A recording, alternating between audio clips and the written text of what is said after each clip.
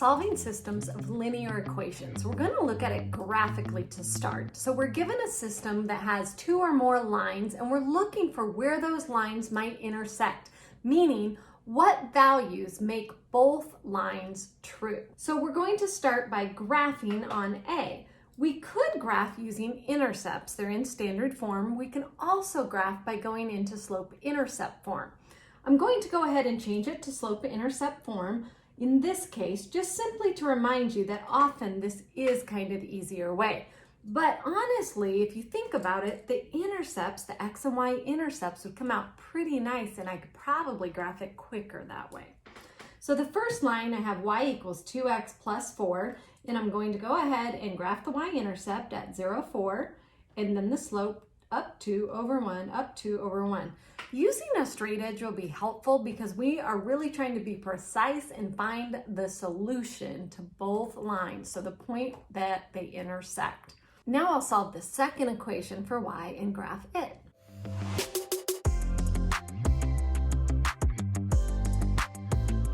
It's fairly clear that our solution occurs at -1, 2.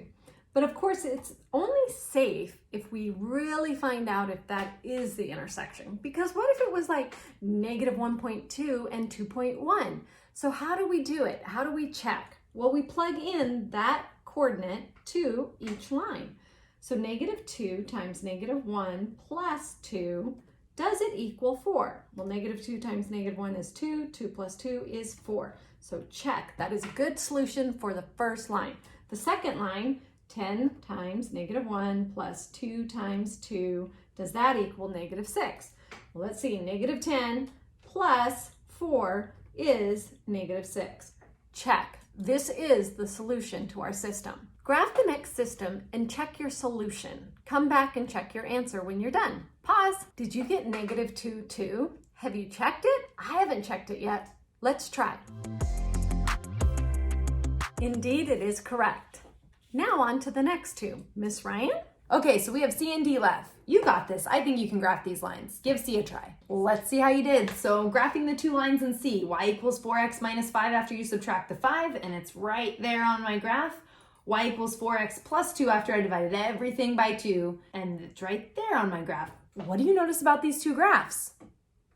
They have the same slope, so they're parallel. They have the same slope, so what does that mean about my solution?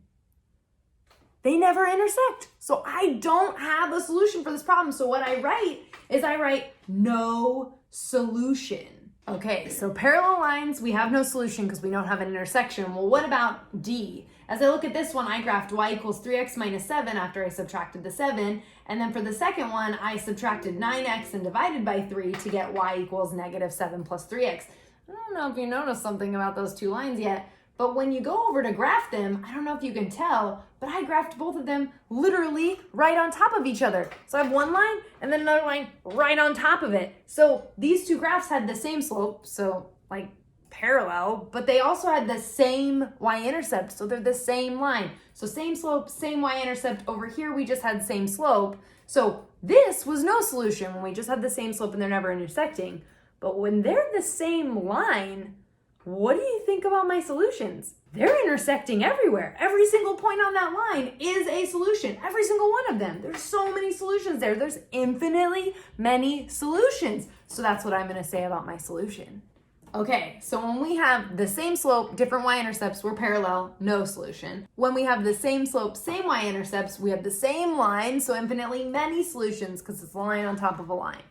All right, so let's recap what we learned so far. How many solutions can a system of two linear equations have? One solution? No solution? Infinitely many solutions! Okay, so it's your turn. You got the assignment number 2. Get on those problems. You got this.